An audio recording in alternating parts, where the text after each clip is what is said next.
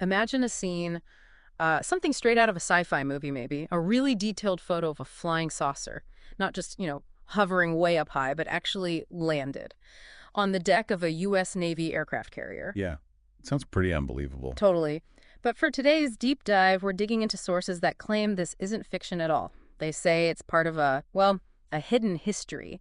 We've got material from interviews with a retired aerospace engineer and also a collector with some fascinating documents. And our job here is to really unpack these accounts. We want to pull out the specifics they offer about, well, alleged cooperation between the U.S. Navy and extraterrestrial races, and maybe even a secret galactic conflict. It goes way beyond just simple UFO sightings, believe me. So get ready. Let's dive right in. Okay, let's start with that central piece, the photograph. The alleged photo of a flying saucer just sitting there on the flight deck of a carrier. Our source material mentions the view is from the bottom of the bridge of the carrier. It gives it a real sort of insider feel, doesn't it? It does. And this photo, it first really came into the public eye through a guy named Frank Schilla. He was a guest on a radio show mentioned in our sources. Right, Frank Schella. What did he say about it? Well, Schilla talked about actually holding the original photo himself, maybe 15 years ago or more. He said it was given to him by the late U.S. Navy commander Graham Bethune. Graham Bethune. Okay, that name rings a bell. Yeah, and Schilla described the photo itself, said it was on very thin paper, and maybe the most interesting part, on the back it was stamped, U.S. Navy Top Secret, I only 1955. Wow. Top secret. And a date. That's specific. So it's presented not just as a picture, but like an official document. Exactly. That's what gives it so much weight for people who believe it's real. Yeah. It's presented as this physical artifact with official markings. And Commander Graham Bethune, the one who supposedly gave Schilla the photo, he's a pretty significant figure in his own right, isn't he? Oh, absolutely. Our research notes highlight his very distinguished military career. We're talking 12 years as a VIP transport plane commander, another 6 years with the Naval Bureau of Aeronautics. Pretty high-level stuff. And after he retired. He actually became quite well known for releasing some other famous UFO photos. You might know the ones from the 1989 Nashville, Tennessee sighting. Those are often attributed to him. Ah, okay. So he had a history with this topic after leaving the Navy. He did. And the material we're looking at makes a point of saying there's really no reason to believe he would fabricate the photo, given his background, his service record, and his later advocacy for UFO disclosure. That makes sense. His position in the Navy, that would have given him access, wouldn't it? To photos, maybe classified documents. Precisely. Access is key. And the fact that someone like him, with that clearance, who then spent his later years pushing for disclosure, well, for many in the UFO community, that lends a lot of credibility to the photo he allegedly passed on. It's a compelling point. Why would a decorated vet risk his reputation on a fake? That's the question they pose. Right. And for many, the answer suggests the photo might just be genuine. Okay, so we've got this photo brought forward by Schilla, originating from Commander Bethune, who seems credible. But then the story takes an even more extraordinary turn with William Tompkins. He's the other key figure in our source material. Who was Tompkins? Why is his input so critical here? William Tompkins, yeah. He was a retired aerospace engineer, had a long career, like 4 decades, working for major U.S. defense corporations up until about 1984. So deep inside the aerospace industry. Deep inside. But his really wild claims go back further, to his time in the Navy during World War II.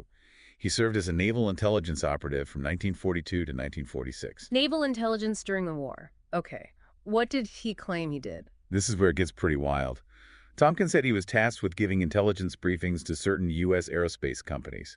And these briefings, according to him, were about anti-gravity spacecraft being secretly developed in Nazi Germany. Whoa! Nazi anti-gravity craft. During the war. That's the claim. He even said he had documents to back it up, supporting this covered mission that operated out of Naval Air Station San Diego. His claimed role in naval intelligence during such a pivotal time is really what makes his testimony so significant in, the whole secret space program lore. Okay, that's a huge claim itself. So let's connect it back to the photo. When Schilla showed Tompkins that picture, the saucer on the carrier deck, this was in May 2016. What did Tompkins say? Did he recognize it? His reaction was apparently immediate and pretty definitive. Yeah. In a radio interview around that time, May 4th, he didn't just say it was real. He claimed it showed one of what he called regular incidents. Regular incidents? Of what? Landings of friendly Nordic extraterrestrial UFOs on U.S. Navy aircraft carriers. Okay, hold on. Nordic extraterrestrials, Yeah, like the ones you hear about in UFO circles, tall, blonde, human-looking? that's the archetype, yes. Often depicted as benevolent. And Tompkins went further. He described how these Nordic craft would apparently transport the admiral of the naval battle group up to the mothership in space Transport the Admiral? For what? for meetings. Direct talks with commanders of a Nordic space navy.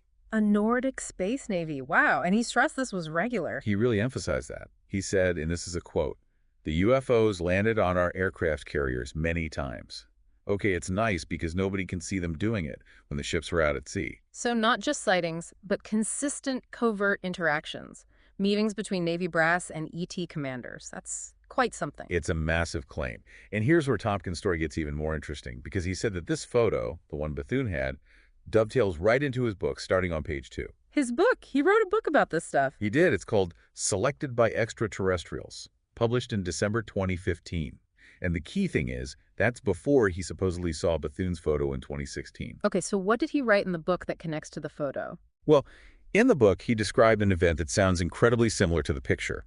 He talked about a large flying saucer hovered over the aircraft carrier group led by the USS Coral Sea. The USS Coral Sea.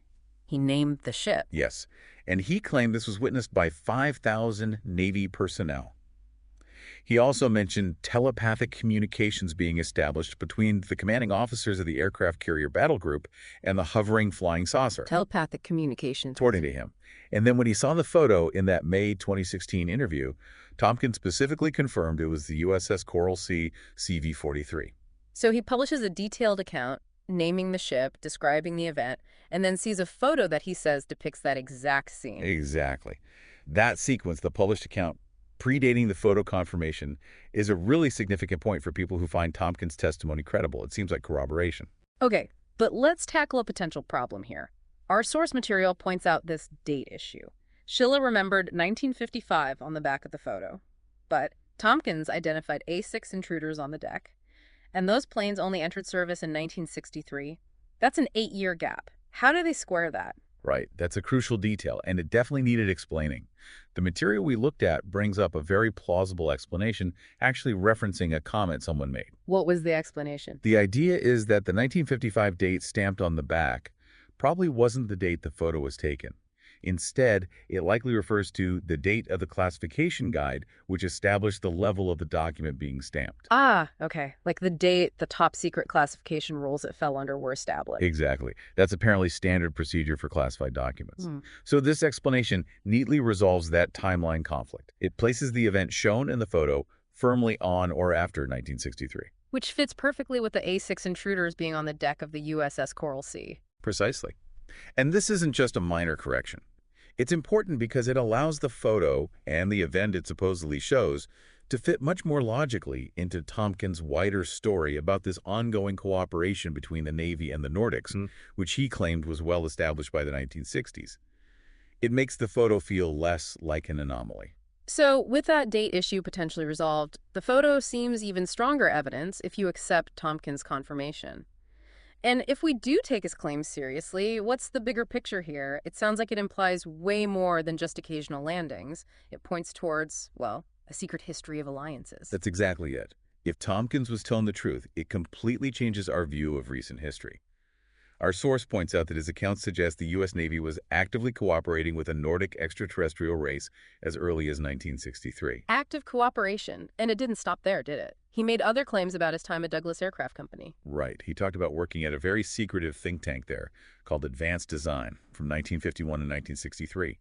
And he claimed he was covertly assisted in his work. Assisted by whom? By 2 Nordic female extraterrestrials who were posing as ordinary secretaries. You're kidding. Nordic ETs working as secretaries at Douglas Aircraft in the 50s and 60s. That was his claim, and their mission, according to Tompkins, to help him design kilometer-long spacecraft. These were ships he said would later be built for something called the Solar Warden space program in the 1980s. Solar Warden, I've heard that term in UFO circles. The idea of a secret, human-built space fleet, possibly using reverse-engineered tech. That's the concept.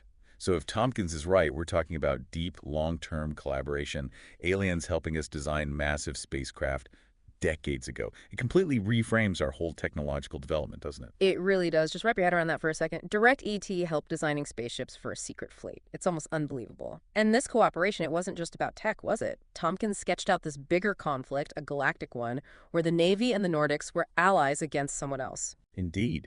He put it all in this huge cosmic context.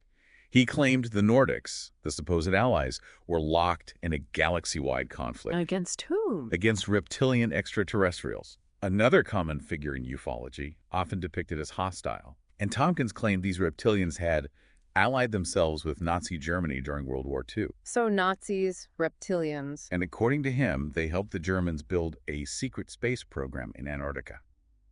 This is where all the threads come together, the history, the tech, the alleged alien species. So the Navy's cooperation with the Nordics wasn't just about Earth. It was picking a side in this ongoing galactic war. That's the implication. It positions the whole U.S. Navy-Nordic interaction as part of this much wider galactic conflict. If any of this holds water, it means human history isn't just about us on this planet. It suggests we're players, maybe minor ones, maybe not, in a vast interstellar drama.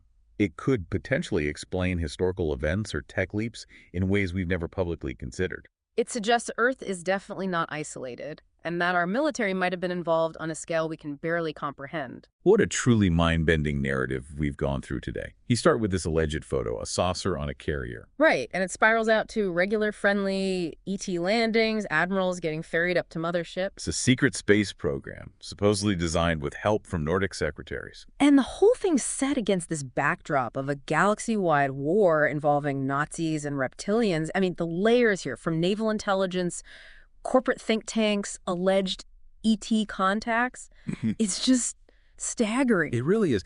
And this collection of claims, especially when you look at Tompkins' detailed accounts, his book, and then this alleged photo, it forces you to ask a pretty fundamental question. Which is? If any of this, even a fraction of it, is based on real events, what does that actually mean about our history, about our place in the universe?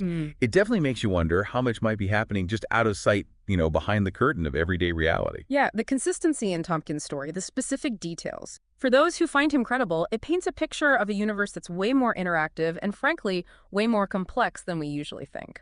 A lot to chew on there. Definitely giving you, the listener, a lot to think about. What part of this resonates, or maybe what seems utterly impossible? We really encourage you to just sit with the implications.